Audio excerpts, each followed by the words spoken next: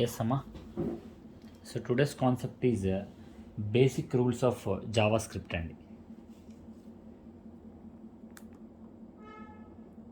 basic rules of JavaScript.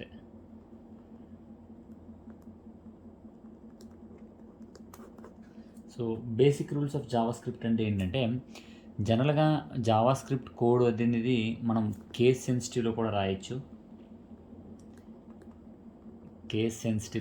అలాగే JavaScript code కూడా మనం చూడండి ప్రింట్ఎఫ్, స్కాన్ఎఫ్, అలాగే system dot out dot println ఇలా రాసినప్పుడు సెమీకోలంతో ఎలా ఎండ్ చేస్తున్నామో ఇక్కడ కూడా అలానే సెమీకోలంతోనే ఎండ్ చేయాలి. అలాగే మనకి నేమ్ ఆఫ్ ద ప్రోగ్రామ్స్ ఉన్నాయి కదండి, నేమ్ ఆఫ్ ద ప్రోగ్రామ్స్ని మనం డబల్ కామెంట్స్తో కానీ లేకపోతే ఇలా నేమ్ ఆఫ్ ద ప్రోగ్రామ్ ఇక్కడ రాయాలి. అంటే 2 numbers ఎడిషన్ అని చెప్పి ఇలా రాస్తాము. సో రాసి ఇలా రాస్తాం. వీటిని కామెంట్స్ అని అంటారు. అలాగే మనం చూడండి నెక్స్ట్ ఏముంటుందంటే మనం సిలో అయితే ప్రింట్ఎఫ్లో హలో అని రాస్తాం. సో ఇదే మనకి మానిటర్లో కనపడుతూ ఉంటుంది. అలాగే జావాలో అయితే సిస్టమ్ డాట్ అవుట్ డాట్ ప్రింట్ఎల్ అని రాస్తాం. సో ఇక్కడ కూడా హలో అని రాస్తాను, అదే మనకి అవుట్పుట్లో కనపడుతుంది. సేమ్ వే జావాస్క్రిప్ట్లో మనం ఏం రాస్తాము అంటే జావాస్క్రిప్ట్లో మనం రాసేది డాక్యుమెంట్ డాట్ రైట్ అని రాసి ఇక్కడ సిస్టమ్ డాట్ అవుట్ డాట్ ప్రింట్ఎల్ ఇక్కడ డాక్యుమెంట్ డాట్ రైట్ అని రాసి ఇక్కడ మనం హలో అని రాస్తే ఇదే మనకి అవుట్పుట్లో ప్రింట్ అవుతుంది. సో ఇవన్నీ ఏంటంటే basic rules of JavaScript. So okay, next అంటే వేరియబుల్స్ అంటే ఏంటి? జావాస్క్రిప్ట్లో వేరియబుల్స్ ఉంటాయండి. సో మనం చూడండి సిలో వేరియబుల్స్ చూసాము, జావాలో వేరియబుల్స్ చూసాము. బట్ ఒకసారి మీకు అది గుర్తు చేస్తున్నాను. సో ఇక్కడ మనం ఇంట్ ఇలా రాస్తున్నాం ఏ అనేది. ఇక్కడ ఈ ఏ అనేది ఏంటి? వేరియబుల్ అండి. ఈ వేరియబుల్కి ఏ డేటా టైప్ ఇచ్చాము? ఇంటీజర్ డేటా టైప్ అని ఇచ్చాము. సో అలాగే క్యార్ జీ అని రాసామనుకోండి, ఇక్కడ జీ అనేది ఏంటి? వేరియబుల్ అండి. సో ఆ వేరియబుల్కి ఏ డేటా టైప్ ఇచ్చాము? క్యారెక్టర్ డేటా టైప్ ఇచ్చాము. సో ఇప్పుడు మనం కానీ జావాస్క్రిప్ట్లో వచ్చేపాటికి ఏం ఉపయోగిస్తామంటే వేరియబుల్స్ మనం వేర్ అనే వేరియబుల్ ఉపయోగిస్తాం. సో యాక్చువల్గా ఇది కూడా ఒక కీవర్డే. గుర్తుపెట్టుకోండి, మనకి సిలో 32 కీవర్డ్స్ ఉంటాయి, జావాలో 52 వరకు కీవర్డ్స్ ఉంటాయి. దాంట్లో వేర్ కూడా ఒక కీవర్డే. సో జావాస్క్రిప్ట్లో మనం ఉపయోగించే వేరియబుల్ ఏంటి అంటే వేరియబుల్ పక్కన డేటా టైప్ కింద దేని వాడతాము అంటే వేర్ అని వాడుతూ ఉంటాం. సో ఎలా అంటే వేర్ అనే కీవర్డ్ వాడతాం. అంటే ఎలా అంటే ఫర్ ఎగ్జాంపుల్ వేర్ ఏ, అలాగే వేర్ జీ ఇలా వాడుతూ ఉంటాం. సో కానీ మనకి నోట్స్లో మీకు ఇచ్చిన దాంట్లో వేర్ మనీ అని చెప్పి వాడు చెప్పాడు. అంటే ఇప్పుడు ఫర్ ఎగ్జాంపుల్ ఈ ఏ ఎలాగో జీ ఎలాగో మనీ కూడా అలానే. సో ఓకే, నెక్స్ట్ మనకి ఈ వేరియబుల్ని ఎంత సైజులో వాడాలి అనేది మనం సిలో మాట్లాడుకుంటూ ఉన్నాం. వేరియబుల్ని ఎంత సైజు, ఎంత లెంత్లో వేరియబుల్స్ ఉండాలి అనేది మనం సిలో మాట్లాడుకుంటూ ఉన్నాం. అంటే వేరియబుల్స్ని ఎంతవరకు రాయొచ్చు అనేది. సో మనం వేరియబుల్ సిలో అయితే 32 వర్డ్స్ ఫర్ ఎగ్జాంపుల్ చూడండి, ఇంటూ బిఎస్సి అని ఉంది. సో ఈ పదము 32 వర్డ్స్ వరకు ఉండొచ్చండి. సో అలాగే మనం జావాస్క్రిప్ట్ గురించి మనం మాట్లాడుకున్నాం. జావాస్క్రిప్ట్లో వేరియబుల్ ఎంత లెంత్ ఉండాలి ఏంటి అనేది మనం మాట్లాడుకున్నాం. సిలో కానీ దాంట్లో 32 వరకు ఉండొచ్చండి. సో ఇక్కడ ఏంటి అంటే మనకి ఇది అసలు ఈ వేరియబుల్ ఏం చేస్తుంది అంటే ఫర్ ఎగ్జాంపుల్ ఇక్కడ ఇంట్ బిఎస్సి అని వాడానండి. సో ఇక్కడ బిఎస్సి ఈజ్ ఈక్వల్ టు 5 అని ఇచ్చాను. సో ఇప్పుడు ఈ 5 అనేది ఎక్కడ స్టోర్ అవుతుంది? ఈ బిఎస్సిలో స్టోర్ అవుతుంది. సేమ్ జావాస్క్రిప్ట్లో కూడా అంతేనండి. బట్ ఏంటి అంటే మనం ఇక్కడ ఇంట్ ప్లేస్లో ఇంట్ ముందు మనం ఇక్కడ వేర్ వాడతాం అంతే. ఇంట్ ముందు వేర్ అనే కీవర్డ్ వాడతాం. సో అది మాత్రం మనం గుర్తుపెట్టుకోవాలి. నెక్స్ట్ మనం ఎలా ఉపయోగిస్తాము అంటే నార్మల్గా మనం బులియన్ వేరియబుల్స్ ఉన్నాయి కదా. సో ఫర్ ఎగ్జాంపుల్ ఇక్కడ వేర్ ట్రూ అని మాత్రం ఇవ్వకూడదు, ఎందుకంటే ఇది బులియన్ వేరియబుల్. సో మనకు బులియన్ డేటా టైప్లో 2 types ఆఫ్ వేరియబుల్స్ ఉంటాయి, ట్రూ ఫాల్స్.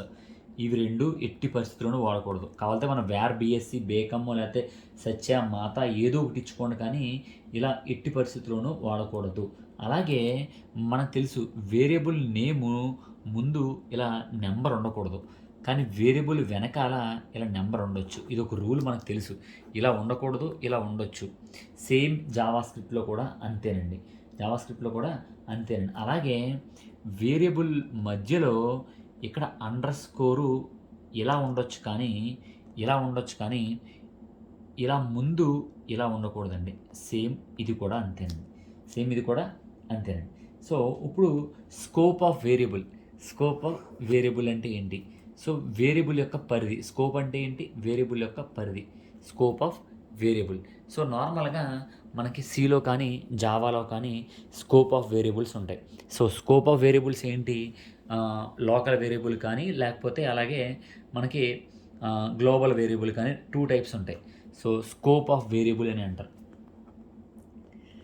స్కోప్ ఆఫ్ వేరియబుల్లో మనకి లోకల్ వేరియబుల్ ఉంటుంది, అలాగే గ్లోబల్ వేరియబుల్ ఉంటుంది. Global variable 2 types of variables ఉంటాయి. సో ఇప్పుడు ఈ 2 టైప్స్ ఆఫ్ వేరియబుల్స్ గురించి మనం మాట్లాడుకోవాలి అంటే, సో మామూలుగా సిలో కానీ జావాలో కానీ అంటే గ్లోబల్ వేరియబుల్ అంటే ఏంటి అంటే, ఇలా మెయిన్ మెథడ్ పైన రాస్తే దాన్ని గ్లోబల్ వేరియబుల్ అంటారు. మెయిన్ మెథడ్ కింద రాస్తే దాన్ని లోకల్ వేరియబుల్ అని అంటారు. బట్ ఇక్కడ మనం మాట్లాడుకోవాల్సింది ఏంటి అంటే, మనం జావా స్క్రిప్ట్ కోడ్లో కనుక ఏదైనా వేరియబుల్ రాస్తే దాన్ని గ్లోబల్ వేరియబుల్ అని అంటారు. మరి లోకల్ వేరియబుల్ అంటే ఏంటి? మనకి జావా స్క్రిప్ట్లో ఫంక్షన్స్ ఉంటాయండి. ఫంక్షన్స్ ఉంటాయి. గుర్తుపెట్టుకోండి, మనం ఏదైనా జావా స్క్రిప్ట్ కోడ్లో కనుక ఒక వేరియబుల్ని రాస్తే దాన్ని గ్లోబల్ వేరియబుల్ అని అంటారు. మరి లోకల్ వేరియబుల్ అంటే ఏంటంటే, జావా స్క్రిప్ట్లో ఒక ఫంక్షన్ ఉంటుందండి, కొన్ని ఫంక్షన్స్ ఉంటాయి. ఆ ఫంక్షన్స్ లోపల కనుక మనం రాస్తే దాన్ని లోకల్ వేరియబుల్ అని అంటారు. ఏమంటారండి? లోకల్ వేరియబుల్ అని అంటారు. So let's see an example అండి. ఏదో ఒక ఎగ్జాంపుల్ చూద్దాము. చూడండి ఎలా ఏంటి అంటే, మనం నార్మల్గా జావా స్క్రిప్ట్ ఎలా రాస్తాము? స్క్రిప్ట్ అనే tag, script type is equal to, so మనం రాసేది టెక్స్ట్లో రాస్తున్నాం కాబట్టి టెక్స్ట్, మనం రాసే భాష జావా స్క్రిప్ట్ కాబట్టి ఓకేనా? సో ఇప్పుడు దీని లోపల, ఈ స్క్రిప్ట్ ట్యాగ్ లోపల రాస్తే దాన్ని గ్లోబల్ వేరియబుల్ అని అంటారు. దీని లోపల ఏదైనా ఒక ఫంక్షన్ తీసుకొచ్చి ఆ ఫంక్షన్ లోపల వేరియబుల్ రాస్తే దాన్ని లోకల్ వేరియబుల్ అని అంటారు. సో ఇప్పుడు ఈ స్క్రిప్ట్ కోడ్ మధ్యన నేను ఒక వేరియబుల్ రాస్తున్నాను. So where my favourite students, yes for my favourite students అని రాశాను, is equal to third BSc అని రాశాను. సో ఇక్కడ గుర్తుపెట్టుకోండి, ఇది వేరియబుల్ నేము. ఈ వేరియబుల్ నేమ్ దేనికి చెందిందండి? వేర్ అనే కీవర్డ్కి చెందింది. సో ఇప్పుడు ఈ టోటల్ వేరియబుల్ ఏంటి అంటే, నేను జావా స్క్రిప్ట్ కోడ్లో డిక్లేర్ చేశాను. సో దీన్ని ఏమంటారు అంటే గ్లోబల్ వేరియబుల్ అని అంటారు.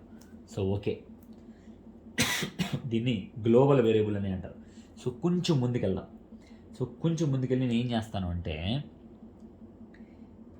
బేకమ్ అనే ఫంక్షన్ ఓపెన్ చేశాను. ఇలా ఈ స్క్రిప్ట్ కోడ్లోనే, ఇక్కడ స్క్రిప్ట్ నేను క్లోజ్ చేసి గుర్తుందా? స్లాష్ పెట్టి స్క్రిప్ట్ క్లోజ్ చేస్తే అయిపోయినట్టు.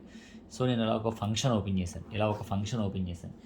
ఓపెన్ చేసి దీని మధ్యలో వేర్ మై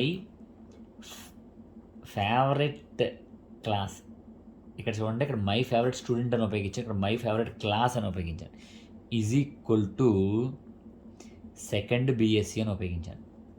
సో ఇప్పుడు ఇది వేరియబుల్ డిక్లరేషనే. ఈ వేరియబుల్ ఏమో స్క్రిప్ట్ కోడ్లో ఉంది, దీన్ని గ్లోబల్ వేరియబుల్ డిక్లరేషన్ అంటారు.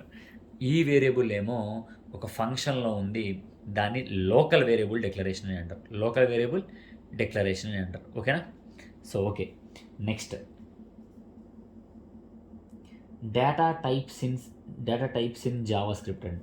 సో మనకి సిలో లాగే జావాలో కూడా రకరకాల డేటా టైప్స్ ఉంటాయండి. రకరకాల డేటా టైప్స్ ఉంటాయి. సో అవి ఏంటి అనేది మనం మాట్లాడుకుందాం. సో నార్మల్గా మీ అందరికీ తెలుసు, మనకి బేసికల్గా జావా స్క్రిప్ట్లో ఏ విధమైన డేటా టైప్స్ ఉంటాయో, జావా స్క్రిప్ట్లో ఏ విధమైన డేటా టైప్స్ ఉంటాయో సేమ్ సేమ్ డేటా టైప్స్ జావాలో ఉంటాయి. జావా స్క్రిప్ట్లో ఏ డేటా టైప్స్ ఉంటాయో అవే సిమిలర్గా జావాలో ఉంటాయి, అలాగే సిలో ఉంటాయి, అలాగే C#లో కూడా ఉంటాయి. సో C++లో కూడా ఉంటాయి. ఓకేనా? సో ఇప్పుడు మనకి బేసికల్గా జావా స్క్రిప్ట్లో two types of data types ఉంటాయండి. 2 types of data types. So ఒకటి ఏంటి అంటే ప్రిమిటివ్ డేటా టైప్, ఇంకోటి ఏంటంటే నాన్ ప్రిమిటివ్ డేటా టైప్. ఒకటి ప్రిమిటివ్ డేటా టైపు, ఇంకోటి non primitive data type. So ఇప్పుడు ప్రిమిటివ్ డేటా టైప్ అంటే ఏంటి, నాన్ ప్రిమిటివ్ డేటా టైప్ అంటే ఏంటంటే, సో జనరల్గా జావా స్క్రిప్ట్ అనేది డైనమిక్ ప్రోగ్రామింగ్ లాంగ్వేజ్ అండి. జావా స్క్రిప్ట్ అనేది ఏంటి అంటే డైనమిక్ టైప్ లాంగ్వేజ్ అండి. సో మీకు చెప్పాను అసలు జావా స్క్రిప్ట్ ఎందుకు ఉపయోగిస్తారు అంటే, మనకి ఫర్ ఎగ్జాంపుల్ ఏదైనా ఒక వెబ్ పేజ్ ఓపెన్ చేసామండి, మనకి జావా స్క్రిప్ట్ ఉపయోగించడం వల్ల డైనమిక్గా చేంజింగ్ అయిపోతూ ఉంటుంది. అంటే చూడండి, 5 సెకండ్స్కి వెబ్ పేజ్ మారిపోతుంది, 10 సెకండ్స్కి ఇంకో రకంగా మారిపోతుంది, 15 సెకండ్స్కి ఇంకో మారిపోతుంది. అంటే మనం వెబ్ పేజ్ ఇలా చూస్తున్నాము, ఇక్కడ ఒక అమ్మాయి కూర్చొని చూస్తుంది, మారిపోతూ ఉంటుంది. అంటే మారట్లేదు అంటే దాన్ని స్టాటిక్ పేజ్ అని అంటారు, కానీ మారుతుంది. ఆ వెబ్సైట్లు మారుతున్నాయి అంటే దాన్ని డిహెచ్టిఎంఎల్తో తయారు చేయబడింది అని చెప్పాను. సో డిహెచ్టిఎంఎల్లో ఉండే ఒక టెక్నాలజీనే జావా స్క్రిప్ట్ అండి. సో ఇప్పుడు మనకి జావా స్క్రిప్ట్లో ఏంటి అనేది మనం చూద్దాము. సో ఒకటి చూడండి, జావా స్క్రిప్ట్లో బేసికల్గా కొన్ని డేటా టైప్స్ గురించి మనం మాట్లాడుకోవాలి కాబట్టి మాట్లాడుకుందాము. సో ఇప్పుడు వేర్ అనేది ఒక కీవర్డ్, ఏ అనేది ఒక వేరియబుల్, =30 అని ఇచ్చాం. సో ఇప్పుడు దీని అర్థం ఏంటి, ఈ ఏ నెంబర్ని హోల్డ్ చేస్తుంది అని చెప్తున్నారు. సో ఓకే, నెక్స్ట్ వేర్ అనేది ఒక స్పెసిఫిక్ డేటా టైప్ అండి. ఇంటీజర్ అనేది ఇంటీజర్ డేటా టైపు, క్యార్ అనేది క్యార్ డేటా టైపు, ఫ్లోట్ అనేది ఫ్లోట్ డేటా టైప్. ఈ వేర్ అనేది ఒక స్పెసిఫిక్ డేటా టైప్ అండి. అది ఎక్కడ ఉపయోగిస్తారు అంటే ఓన్లీ జావా స్క్రిప్ట్లో ఉపయోగిస్తారు. ఎక్కడ ఉపయోగిస్తారండి? ఓన్లీ జావా స్క్రిప్ట్లో ఉపయోగిస్తారండి. సో నెక్స్ట్ అండి, అలాగే వేర్ నేమ్ సంథింగ్ ఏదో శృతి అని ఇచ్చాను అనుకోండి. సో ఇప్పుడు ఈ నేము ఎవరిని క్యారీ చేసిందండి? స్ట్రింగ్ని క్యారీ చేసింది. అంటే ఇక్కడ స్ట్రింగ్ ఎవరు? శృతి అనే స్ట్రింగ్ అండి. సో అలాగే జావా స్క్రిప్ట్లో 2 టైప్స్ ఆఫ్ డేటా టైప్స్ ఉంటాయని చెప్పాను కదండి. దాంట్లో ఫస్ట్ది ప్రిమిటివ్ డేటా టైప్ అండి. సో ప్రిమిటివ్ డేటా టైప్లో మనకి ఏముంటాయంటే, ప్రిమిటివ్ డేటా టైప్లో 5 టైప్స్ ఉంటాయండి. 5 types of primitive data types ఉంటాయండి. సో వన్ ఈజ్ స్ట్రింగ్ అండి, ద సెకండ్ ఈజ్ నెంబర్ అండి, ద థర్డ్ ఈజ్ బులియన్ అండి, నెక్స్ట్ అన్డిఫైన్డ్ అండి, నెక్స్ట్ నల్ అండి. టోటల్ ప్రిమిటివ్ డేటా టైప్స్లో ఎన్ని ఉంటాయండి? String, number, bullion, undefined, null. మీకు గుర్తుపెట్టుకోండి, మనకి జావాలో ప్రిమిటివ్ డేటా టైప్స్ ఉంటాయండి. ఏంటంటే ఇంటీజరు, క్యారెక్టరు, ఫ్లోటు, వీటిని ప్రిమిటివ్ డేటా టైప్స్ అని అంటారండి. కానీ జావా స్క్రిప్ట్లో ప్రిమిటివ్ డేటా టైప్స్ అంటే ఏంటంటే string, number, bullion, undefined, null అనండి. ఓకేనండి.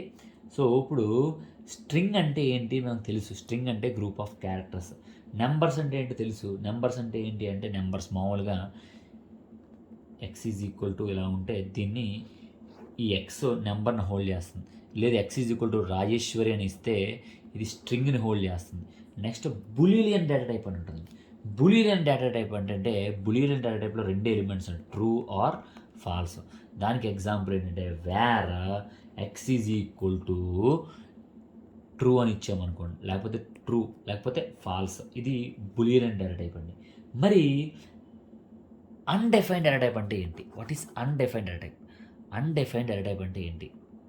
అన్డిఫైన్డ్ అంటే ఏంటి, మనము కనిపెట్టలేంది, సిస్టమ్కి అర్థం కాంది అంటారు. So for example wear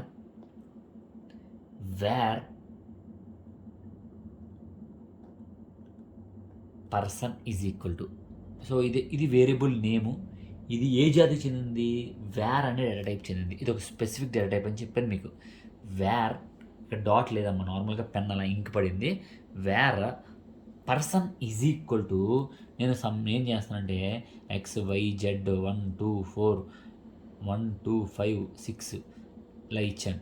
so చూడండి, ఇందులోను గ్రూప్ ఆఫ్ క్యారెక్టర్స్ ఉన్నాయి, నెంబర్స్ ఉన్నాయి. ఇది సిస్టమ్కి అర్థం కాదు. This is set to be undefined data type అమ్మ. సో నెక్స్ట్ వచ్చేది ఏంటి అంటే నల్ అండి.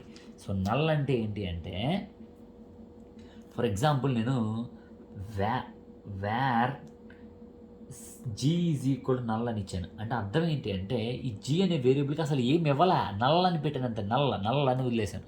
సో ఇది నల్ డిఫైన్డ్ డేటా టైప్ అండి.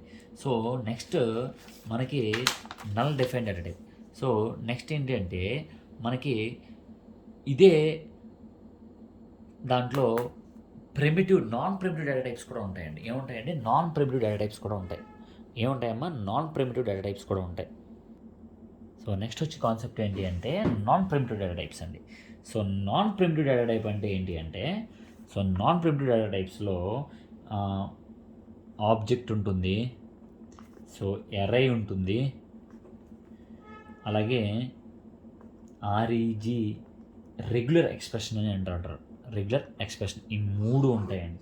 సో ఆబ్జెక్ట్ అంటే ఏంటి అంటే మీ అందరికీ తెలుసు.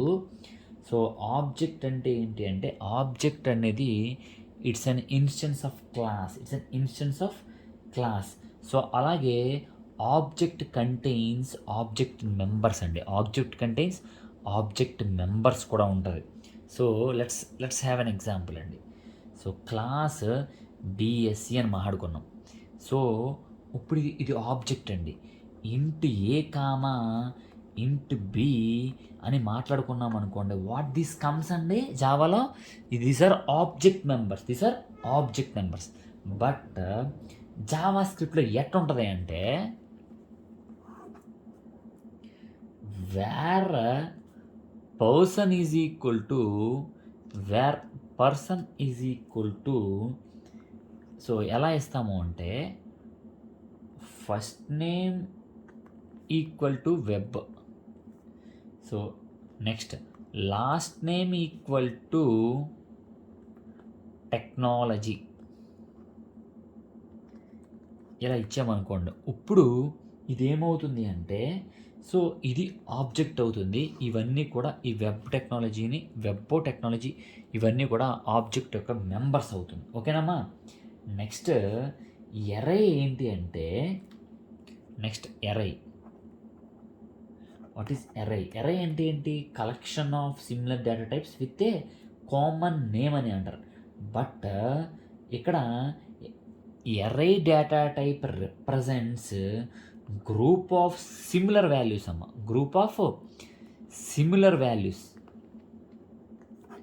సో ఫర్ ఎగ్జాంపుల్ ఏంటి అంటే, వేర్ సబ్జెక్ట్స్ ఇక్కడ ఇది ఎర్రై నేమ్ అమ్మ, ఇది ఎర్రై నేమ్ ఈజ్ ఈక్వల్ టు మనకి ఏముంటుంది, web technology, distributed systems, cloud computing, అవునా కదా. Next ICT, next Java. చూడండి, ఇవన్నీ కూడా ఒక సిమిలర్ వాల్యూస్ని స్టోర్ చేసుకుంటుంది. ఏం స్టోర్ చేసుకుంటుంది, సబ్జెక్ట్ అనే వేరియబుల్.